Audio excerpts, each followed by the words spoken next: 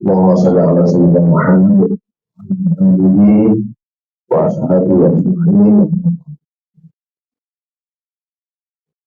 Para jemaah yang berbiasa dirahmati dan dimuliakan oleh Allah Subhanahu wa taala. Yang pertama mari kita sama-sama memuji dan syukur kepada Allah Subhanahu wa taala dan rahmat yang telah diberikan kita semua, khususnya nikmat iman dan Islam dengan kesehatan dan umur serta waktu dan kesempatan punya sosial pada pagi hari ini umur untuk melakukan sholat subuh secara berjamaah dan juga bisa sama-sama melanjutkan kajian kita untuk kita hadis itu. Mudah-mudahan kehadiran kita pada pagi hari ini merupakan salah satu tanda syukur kita dan kita akan memperoleh tambahan dan juga peningkatan nikmat dari Allah Subhanahu wa taala. Salawat dan salam mari kita sanjungkan kepada baginda Rasulullah Sallallahu Alaihi Wasallam, keluarga Rasulullah, para sahabat semua, tabi'in dan pada semua orang yang mengikuti jalan Rasulullah Sallallahu Alaihi Wasallam. Dan kita semua juga dibenarkan kepada Allah Subhanahu wa taala wa ala alihi wa sahbihi. Para jamaah yang dimuliakan oleh Allah, kajian kita pada pagi hari ini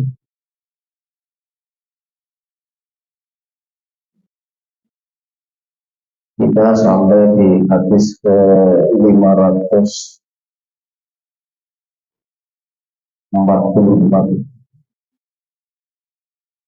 Al-hikmatu dhalatul mu'min. Rawahun Nasa'i.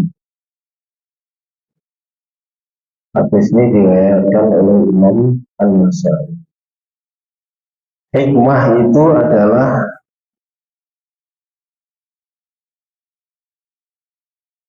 perkara atau milik orang mukmin yang hilang. Hikmah itu adalah milik orang mukmin yang hilang. Hikmah ini ada yang memberi pengertian kebijaksanaan, tapi juga diartikan ilmu secara umum, ilmu yang bisa memberi manfaat untuk manusia, yang hikmah. Tapi juga ada yang mengartikan hikmah itu adalah filsafat. Jadi secara umum hikmah di sini konteksnya adalah ilmu yang memberi manfaat. Jadi kalau disebut ilmu yang memberi manfaat itu adalah milik orang mukmin yang hilang, maka berarti dimanapun ilmu yang memberi manfaat itu berada, maka orang mukmin boleh mengambilnya. Hadis ini sebenarnya cukup memberikan support bagi orang mukmin untuk berusaha menuntut ilmu dimanapun ilmu itu berada. Sementara ini kan sebagian dari kaum muslimin itu berpandangan bahwa ilmu itu ya hanya ilmu agama saja. Sementara ilmu yang umum itu ya biarlah menjadi urusan orang lain. Inilah yang salah satu perkara yang menjadikan orang mukmin itu menjadi ketinggalan. Jadi sebab tinggalnya orang mungkin ini kalau kita urai kemunduran dunia muslim salah satunya itu karena membatasi diri pada dan mencukupkan diri pada ilmu-ilmu yang disebut sebagai ilmu. Nah, dari mana pandangan ini berasal? Pandangan ini berasal karena ketika dunia Islam itu mencapai kemajuan dalam waktu yang lama, ratusan tahun, kemudian masa-masa sesudahnya itu banyak orang kemudian ini berpandangan bahwa hanya ilmu agama saja yang itu akan menjadikan manusia itu sejahtera dunia akhirat. Ini yang saya kira pandangan yang kurang mendukung karena sesungguhnya pandangan itu muncul ketika dunia Islam dilanda oleh huru hara dan juga kekacauan politik setelah masa kemajuannya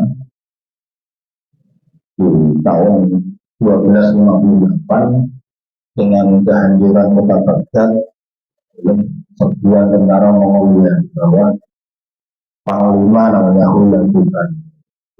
Setelah itu ya kekhalifahan ini ibarat porak-poranda.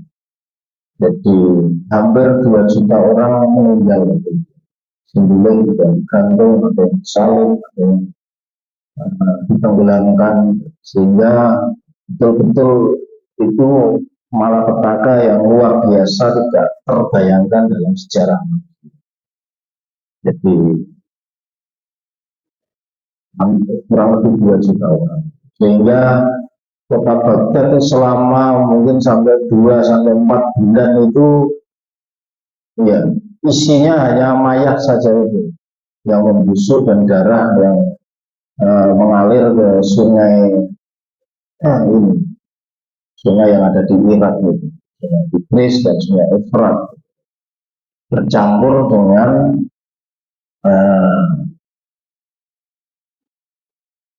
genangan-genangan tinta dari buku-buku yang juga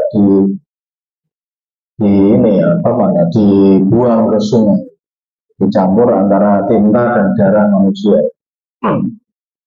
Jadi Baghdad itu untuk kesekian kalinya kalau dalam sejarah itu memang luluh lantak. Kalau yang kemarin di masa Saddam Hussein itu juga terjadi seperti itu, hancur juga. Sebenarnya tidak sekali 2 kali saja Hussein. Karena malapetaka itu kemudian orang kemudian menyingkir, menjauhkan diri dari hiruk-pikuk ilmu dan juga dunia politik khususnya. Kemudian mencari jalan damai dengan mengasingkan diri jauh dari hiruk-pikuk ke dunia liar. Sehingga berkembanglah tasawuf yang mendominasi. Nah, itu berlangsung selama waktu yang lama. Kemudian di awal abad ke-16 mulailah kemudian bangsa-bangsa Eropa itu melakukan perjalanan dan juga penjelajahan bumi. Karena wilayah-wilayah di Laut Mediterania itu dikuasai oleh Turki Utsmani, sehingga mereka mencari jalan lain. Jadi, kalau jalur perdagangan itu sudah dikuasai orang Turki waktu itu, Turki Utsmani, kemudian orang Eropa yang sudah mulai bangkit mencari jalan untuk mencari sumber-sumber kekayaan termasuk rempah-rempah dan lain-lain sangat berharga pada saat itu. Kemudian mereka ketemulah, mereka sampai di India, kemudian sampai di Malaka, bahkan jauh sampai ke sana, ke wilayah-wilayah di Nusantara kita, di wilayah timur sana, di Maluku, dan yang sampai di Australia, dan juga sampai ke benua Amerika. Nah, akibatnya apa? Mereka kemudian memperoleh kekayaan yang luar biasa besar. Kemudian juga setelah dalam waktu yang lama, mulai dari sedikit mereka kemudian menguasai wilayah-wilayah. Sehingga hampir tidak ada negeri muslim pun di muka bumi ini yang kemudian tidak jatuh ke tangan para penjajah. Karena penjajah itu membawa kebudayaannya sendiri, maka yang diperkenalkan ke wilayah-wilayah jajahan juga karena kebudayaan mereka itu terutama dalam bidang ilmu, itu adalah ilmu-ilmu yang bercorak indrawi, ilmu-ilmu yang dengan objek yang bisa diketahui melalui indera manusia, dengan pengamatan, dengan penyelidikan biasa normal melalui panca indera manusia. Maka jadilah kemudian sekolah-sekolah yang dirikan juga sekolah-sekolah yang itu. Oke. Akhirnya kemudian negara-negara yang dijajah itu menganggap bahwa itu adalah ilmu-ilmunya penjajah, ilmu-ilmunya orang kafir. Gitu kan? Bahasanya juga bahasanya orang kafir. Sementara orang Islam tadi berpandangan bahwa ilmu kita adalah ilmu ini, ilmu fikih, ilmu tafsir, ilmu hadis. Sementara ilmu bumi, ilmu sejarah, ilmu alam, apalagi teknologinya itu adalah ilmu umum. Nah, penolakan yang seperti itu kemudian berakibat ya kita abai dan kita lalai, sehingga kita hanya menekuni bidang ilmu keagamaan, ilmu umum tidak ditekuni. Sehingga mereka maju dalam hal mengurus urusan dunia, kita ini ketinggalan. Ini berlangsung sampai dalam hadis ini kan tidak dibedakan. Jadi utlubul ilma walau bisin, tuntutlah ilmu meskipun sampai ke negeri Cina. Nah kalau sampai ke negeri Cina itu ya pasti bukan ilmu fikih, bukan ilmu tafsir, tapi ya ilmu-ilmu yang lain. Hadis itu perintahnya begitu. Dan al-hikmatu dhalatul mu'min, ilmu itu adalah atau hikmah atau ilmu yang manfaat itu tadi adalah harta penting orang mukmin yang hilang. Dimanapun dia berada maka harus diambil. Cuma karena faktor sejarah yang tadi itu maka kemudian kita ini memiliki pandangan yang ya, yang kemudian menjadikan salah satu penyumbang kemunduran kaum muslim. Ini yang penting. Jadi di dalam pikiran kita juga harus kita tegaskan dan kita luruskan bahwa seluruh ilmu itu adalah milik Allah. Sumbernya adalah Allah, pemilik sejatinya adalah Allah. Sepanjang dia memberikan manfaat, maka ya orang mukmin ini wajib punya tugas untuk mempelajari. Tapi kemudian tadi karena pandangan yang sempit, kemudian seolah-olah itu kalau belajar ilmu bukan ilmu Al-Quran, ilmu akidah, itu kemudian orang tidak belajar untuk menuju kepada kebahagiaan. Nah, itu yang keliru.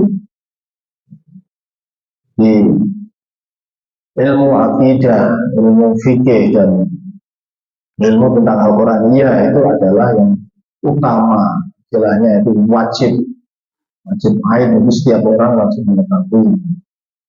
Baru kemudian ilmu-ilmu lainnya itu kita pelajari. Sehingga contoh-contohnya dalam sejarah kaum muslimin itu ya banyak.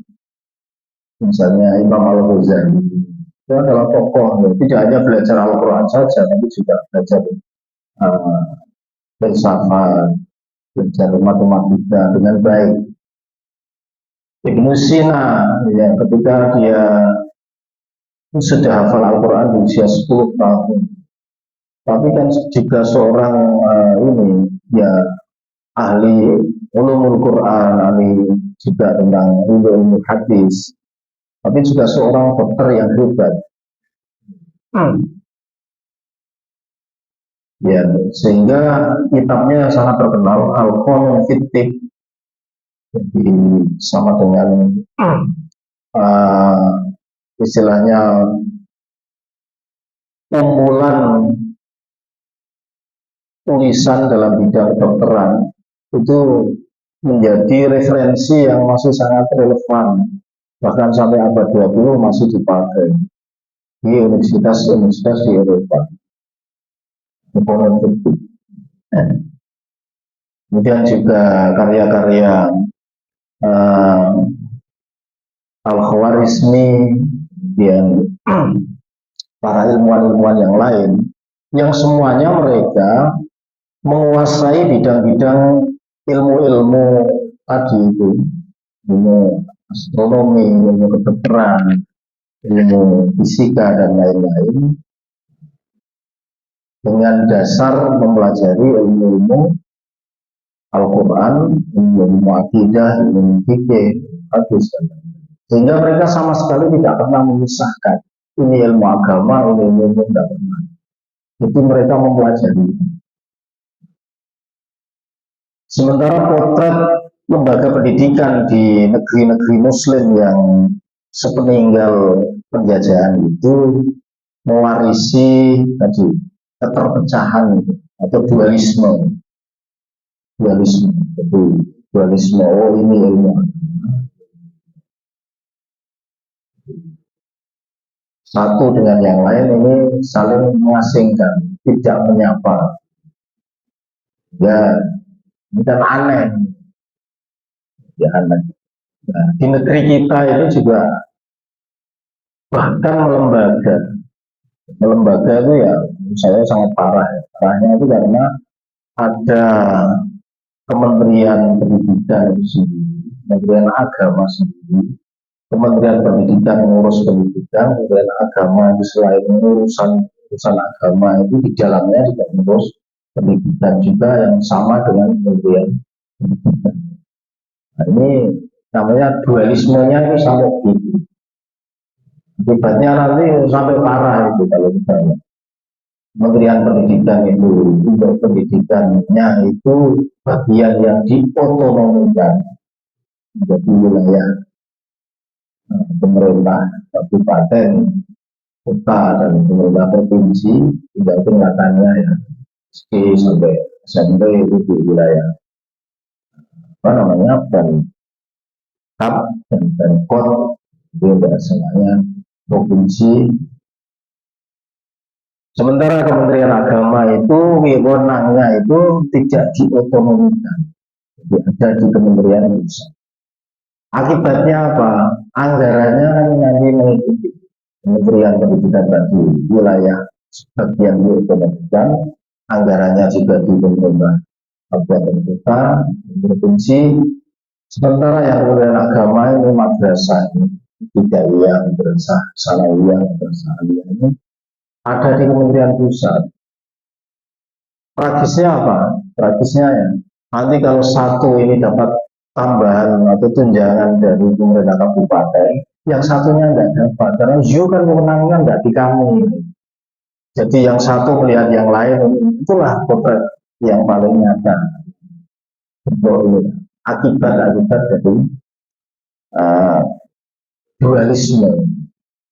Kalau hanya dari aspek material saja mungkin tidak begitu soalan. Tapi yang menjadi sangat problematik adalah secara mental dan mindset manusianya itu memandang itu ilmu yang menuntut masuk surga itu hanya sebenarnya enggak, ini yang sangat sangat keliru.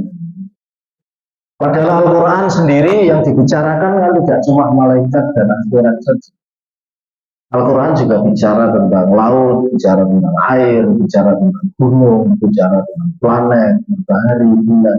Nah itu yang ngurus siapa itu? Kan ilmunya ada sendiri. Artinya bahwa Al-Quran sendiri membicarakannya tidak secara dualisme, tidak terpecah.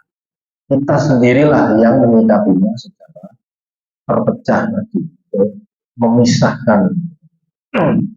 Ini tidak boleh kita perlebar jurang itu, tidak boleh didawa-dawa. Di pengajian oke, tapi pengajian sebagai pengajian maksudnya pengajian untuk melajari Al-Quran, hadis, iya, tapi perlu diketahui isinya tidak cuma tentang akhirat saja yang kita baca. Itu ya, supaya kita tidak keliru. Ya. Jadi ini yang perlu kita, sehingga banyak pemikir Muslim itu sangat gelisah terhadap keadaan ini, sehingga mereka menggagas namanya Islamisasi ilmu dengan berbagai konsep. The Islamization of knowledge. Ada juga yang idenya itu adalah penyatuan ilmu, unity of sciences atau wahdatul ulum. Kalau di Malaysia ini sudah sangat intens dilakukan itu, kemudian menyusul juga di Indonesia juga mulai digagas dengan lahirnya Universitas Islam. Sebenarnya idenya besar. Ini karena itu kalau yang sudah jadi universitas itu ya dari semula itu hanya mempelajari ilmu agama, sekarang kita juga punya ilmu komputer, psikologi, punya biologi, fisika, kimia, teknik dan lain-lain. Yang itu baru merupakan gagasan awal. Karena ternyata setelah kita memulainya itu tugas beratnya itu menanti. Idenya adalah orang yang masuk di fakultas-fakultas apa saja itu mereka punya basic ilmu keagamaan yang kuat. Jadi kalau nanti sebentar lagi dibuka fakultas kedokteran ya calon dokternya itu sudah orang-orang yang memang secara keagamaannya sudah sangat kuat. Jadi ilmu Al-Qurannya baik, ilmu hadisnya juga baik, bahasa Arabnya juga baik. Sehingga ketika belajar kedokteran pun itu dia tidak lari kemana-mana. Basicnya juga sudah Al-Quran sendiri. Ya persis yang kita ingin cetak adalah seperti Ibnu Sina, Al-Ghazali, Al-Kindi, Al-Farabi dan lain-lain. Yang masing-masing ahli dalam bidangnya, tetapi dalam bidang keagamaannya itu sudah sangat kuat lebih awal. Sementara inputnya itu kan kita lihat sendiri dari sekolah-sekolah sebelumnya itu sangat berat. Itulah maka kemudian ada ide ini caranya gimana. Orang yang asalnya dari kecil itu sekolahnya SMA, tiba-tiba nanti kuliah di UIN, terus masuknya misalnya fakultas psikologi, baca Al-Quran belum bisa, Arab tidak pernah kenal. Ini mau dicetak jadi kayak Al-Ghazali itu gimana? Itu kan bukan tugas yang mudah. Maka kemudian diperkenalkanlah strategi dan pemahaman. Ya ditaruh di mahat, di bodok itu, disuruh belajar agama dulu. Cuma sayangnya ini kan karena itu awal sehingga secara sarana dan prasarana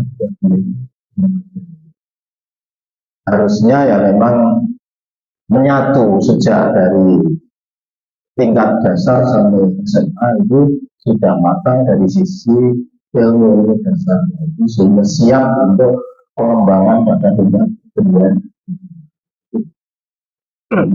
Tapi meskipun demikian tetap usaha itu harus dilakukan karena kalau tidak ini ya sampai kapanpun kita akan mengalami keterpecahan.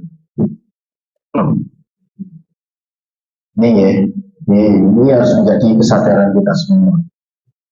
Ya.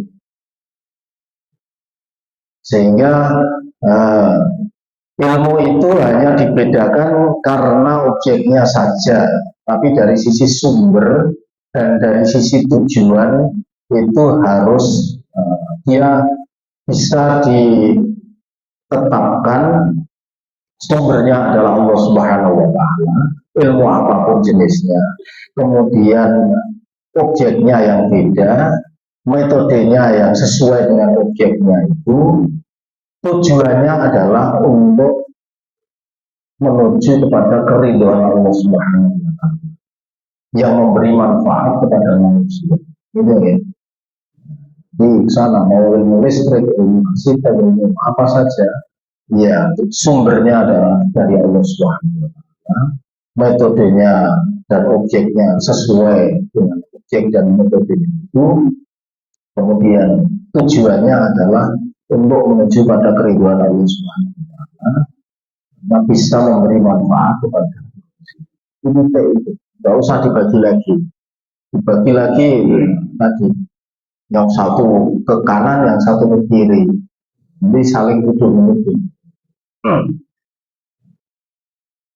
Karena beda budayanya orang Eropa itu memang terpecah dari sana, dan kita sebut sebagai sekularisme. Jadi kaum gereja itu dengan doktrin-doktrinnya, kemudian kaum ilmuwan itu dengan ilmu-ilmunya. Silahkan yang mau urusan sana itu ikut pada golongan agamawannya, silahkan yang menuju pada urusan dunia datang kepada para ilmuwan. Itu tradisi mereka. Nah itu jangan kita tiru, karena kita tidak punya nenek moyang seperti itu. Nenek moyangnya adalah tidak membedakan dan membagi ilmu tadi itu biarlah menjadi wilayah orang lain saja. Tradisi sekuler itu kita tidak mewarisi itu. Yeah. Sehingga muncullah tokoh-tokoh besar dan kenamaan, misalnya ini Al-Jabiri misalnya, kemudian juga ada Fadlur Rahman, kemudian Izzuddin Abdus Salam, dan banyak lagi para tokoh-tokoh pemikir yang menggelorakan ide-ide seperti itu. Kita tidak lari untuk menuju ke sana, apa ide-ide mereka, karena itu biarlah menjadi bahasan di luar kajian ini. Jadi jadinya kayak seminar. Kita sedang tidak menseminarkan kesatuan ilmu. Kita sedang menjelaskan tentang al-hikmatu dhalatul mu'min.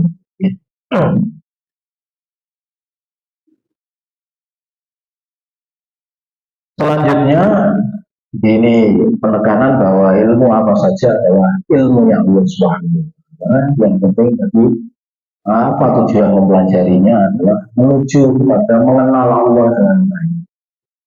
Jadi orang belajar fisika, kimia, matematika, kalau landasannya adalah landasan tauhid, landasan tadi bahwa sumbernya adalah dari Allah, maka akan menuju kepada menemukan ma'rifatullah, mengenal Allah dengan baik. Jadi itu yang sangat perlu ditekankan, sehingga tidak perlu untuk kita pisahkan. Bahkan memisahkan dua jenis itu menjadi dua jenis ilmu itu menjadi sangat membahayakan bagi umat. Berikutnya al-harbu khud'atun. Perang itu adalah strategi. Jadi ini Rawahul Bukhari wa Muslim an Jabir. Hadis ini diriwayatkan oleh Imam Bukhari dan Imam Muslim dari sahabat Jabir. Jadi perang itu adalah strategi. Nah, namanya strategi, maka kemudian ya ada di situ trik, ada di situ juga diplomasi dan macam-macam cara yang ditempuh oleh masing-masing pihak untuk menuju kepada kemenangan. Karena memang namanya perang, ya di dalamnya pasti penuh dengan strategi. Hadis ini sangat pendek, tapi juga kita bisa belajar banyak dalam sejarah itu, dalam perang-perang besar, baik pada masa Rasulullah, pada masa Khulafaur Rasyidin, dan juga masa-masa kekhalifahan setelah. Jadi bagaimana kaum muslimin bisa memenangkannya masing-masing pertempuran. Nah hari ini kan juga banyak terjadi perang ini di wilayah Timur Tengah dan wilayah Eropa Timur, ya, yang belum berhenti sampai saat ini, bahkan semakin meluas. Mudah-mudahan negara kita dijauhkan dari itu. Tetap ya namanya perang di satu negara itu juga akan mempengaruhi negara lain. Kok bisa Pak perangnya di Rusia kita yang kena dampaknya? Ya pasti lah. Begitu perang Rusia pecah, maka Rusia sebagai negara yang memiliki sumber daya energi yang luar biasa besar terhadap pasokan energi global, itu kan kemudian pasar energi global kan mesti goncang, mesti kena pengaruh, entah karena embargo, entah karena yang lain. Demikian pula Ukraina itu juga sumber pangan gandum, kita nggak merasakan karena yang penting mie dan lain-lainnya itu ada terus Pak, gorengan ada terus ya, tapi bahan bakunya itu kan juga, terigunya itu kan juga impor. Kalau sumber impornya itu terganggu kan juga terganggu juga. Kita nggak makan yang mewah-mewah Pak, tahu tempe ya, jangan dikira tahu tempe sudah kedelainya sudah impor, pasokannya itu gonjang, itu sudah wah masyarakat resah gara-gara harga kedelai naik. Jadi semuanya itu punya efek dan imbas.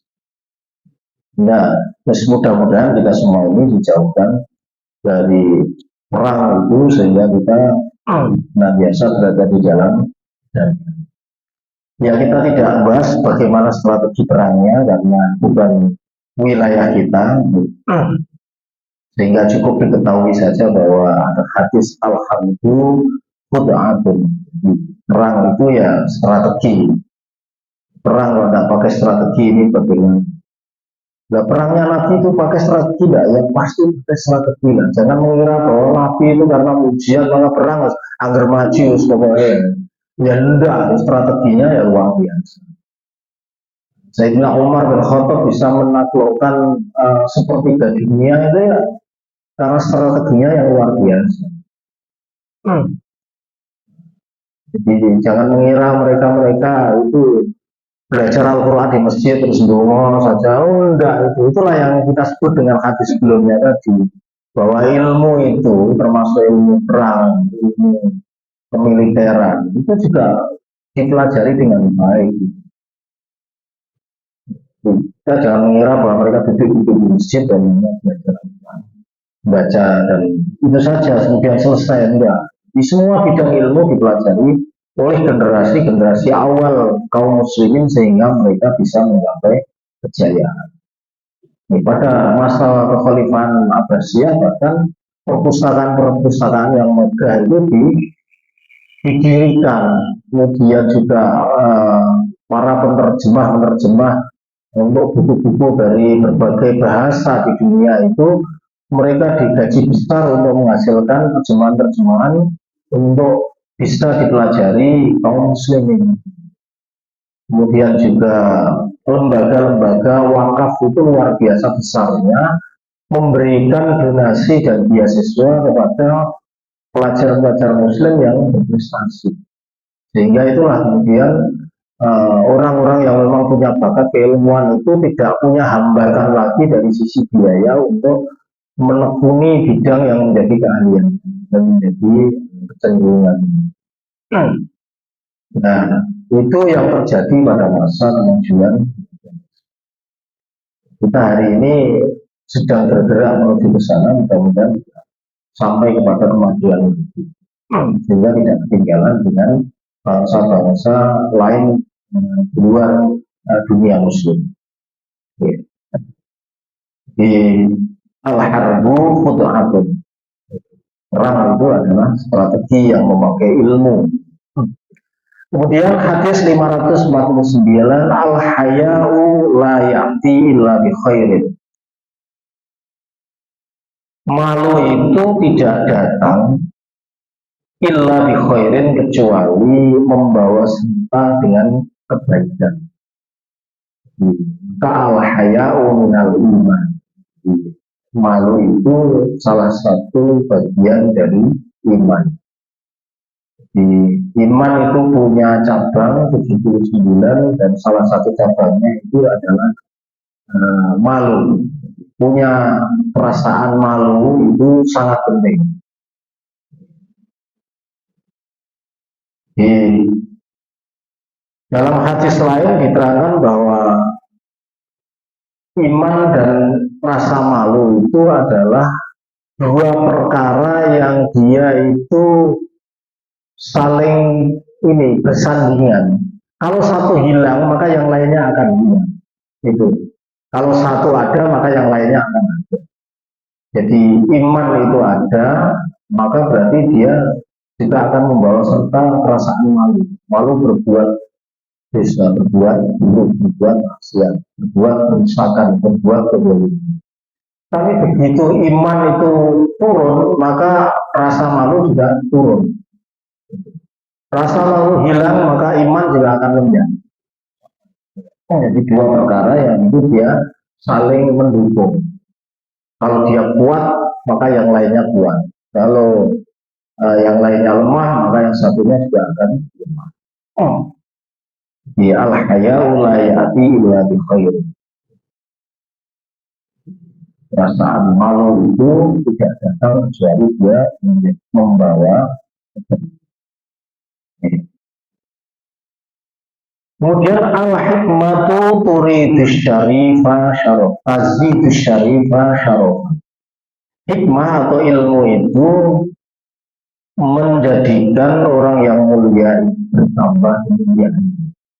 Orang sudah mulia, nasabnya mulia, duitnya ada, dia punya ilmu, maka tambah mulia.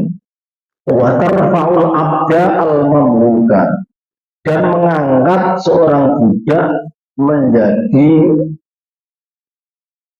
lebih tinggi kedudukannya, hatta tujlisahu majlisal muluk, sampai bisa mengangkat kedudukannya menempati kedudukan para raja. Dia hanya dengan ilmu saja, tidak dengan yang lain.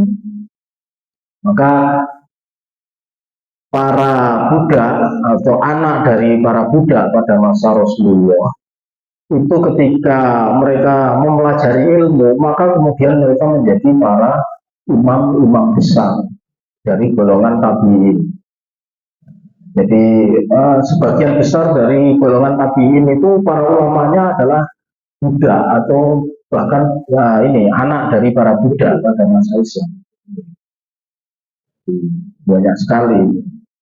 Ibnu Sirin, kemudian Atha dan lain-lain itu seluruhnya adalah para ulama besar pada masa tabi'in yang dari golongan budak. Kemudian sultan-sultan di Mesir itu dalam satu periode mereka adalah bekas-bekas budak. Jadi ketika ini pada masa Abbasiyah yang akhir, ya, atau setelah masa kehancuran Bani Abbasiyah, itu yang berkuasa sultan-sultan di Mesir adalah para budak yang disebut dengan pemerintahan Mamluk, sultan-sultan Mamluk.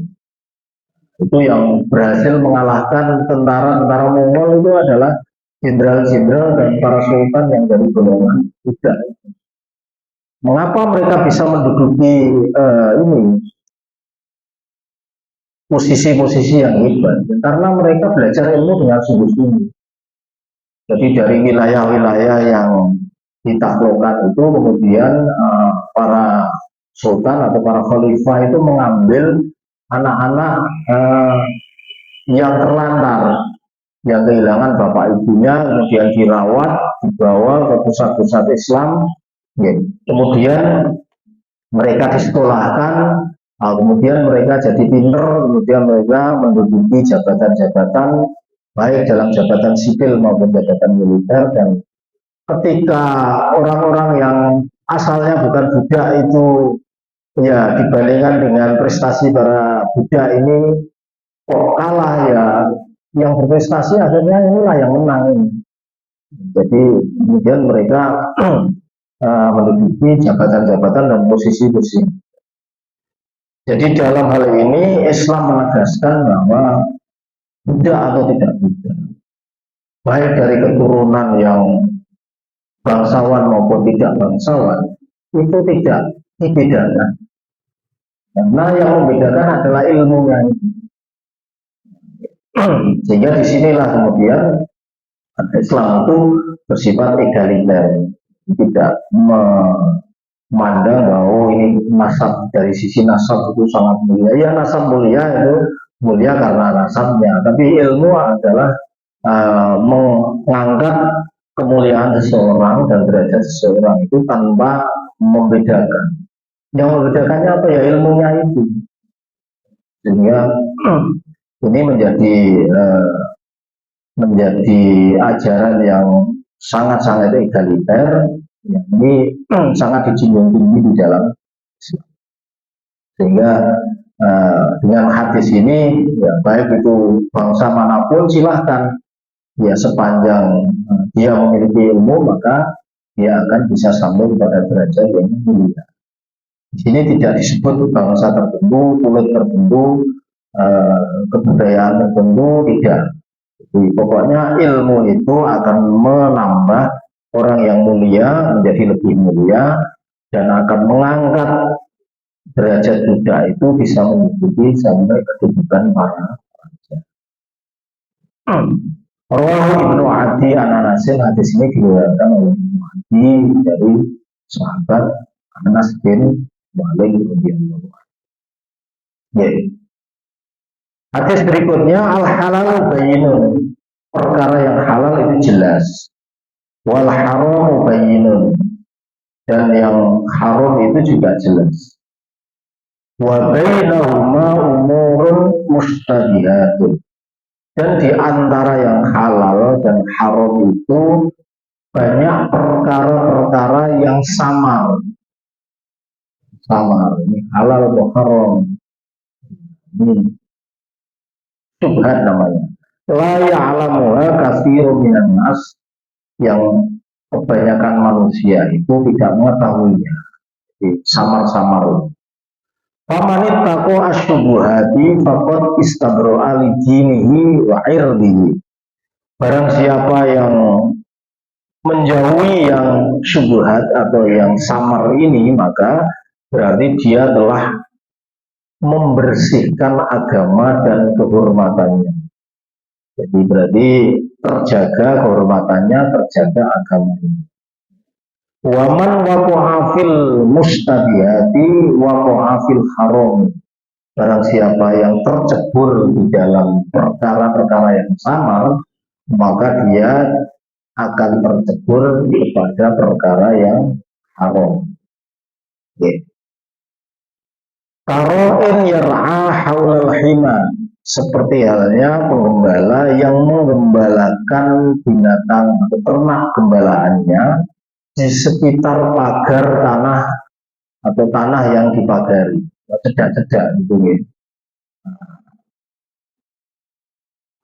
Yushiku ayyuwaqi'ahu, ya, jadi dia ini ragu-ragu, jangan-jangan nanti masuk ke kebun yang dilarang untuk ini pangonan atau ternak itu masuk ke dalamnya, atau gembalaan itu masuk ke dalamnya. Ala wa inna likulli malikin hima, ketahuilah bahwa setiap raja itu punya tempat yang dilarang atau punya larangan. Jadi ini kalau dalam bahasa Jawa itu bumi sengkeran. Bumi sengkeran itu ya satu tempat yang itu khusus hanya diperuntukkan untuk para raja, orang lain tidak boleh masuk. Itu namanya hima. Ya kalau dalam bahasa umumnya ya setiap para raja itu pasti memiliki uh, peraturan yang melarang sesuatu. Allah juga apalagi rajanya para raja, jadi maha diraja, ya punya juga larangan juga yang tidak boleh dilanggar oleh manusia. Allah wa inna himallahi, ketahuilah bahwa sungguhnya larangannya Allah fi ardihi, atau tempat-tempat atau sesuatu yang menjadi larangannya Allah di bumi ini adalah maharimahu, yaitu perkara-perkara yang diharamkan. Di halal haram jelas, yang tidak jelas itu adalah antara keduanya. Wilayah yang kita sebut sebagai wilayah yang syubhat atau sama. Ini kalau kita bicara dan merangkat seperti ini ada yang datang apa? Oh, jangankan yang samar atau halal atau samar, yang haram aja juga susah, Pak. Ini dalihnya orang ngeyel gitu.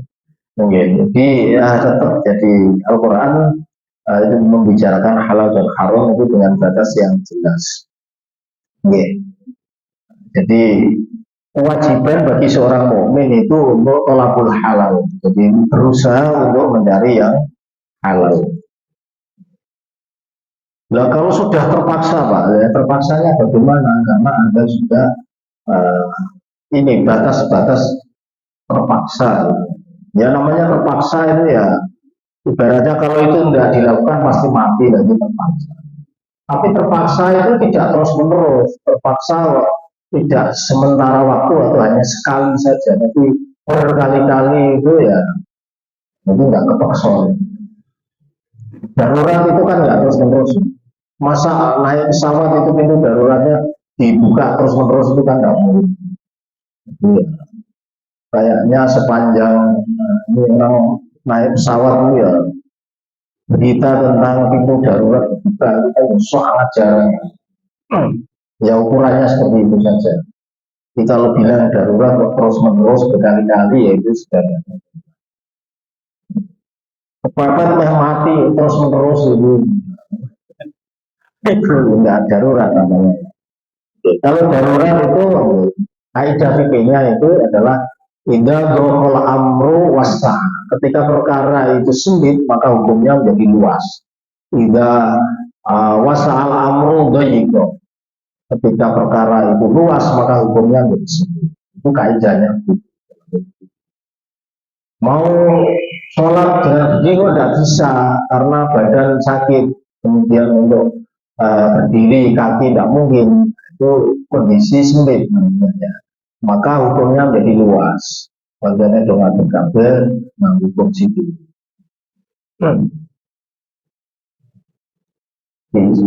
Itu hukum darurat. Kalau kondisi sulit untuk memperoleh air setelah mencari, ya, maka kemudian keadaan sulit dan sulit itu menjadi luas hukumnya. Dibolehkan memakai selain air itu dengan bertayamum. Ya, ini saya katakan. Ala wa inna fil jasadi mudghah. Ketahuilah bahwa di dalam jasad itu ada segumpal darah. Idza soluhat solahal jasad dulu.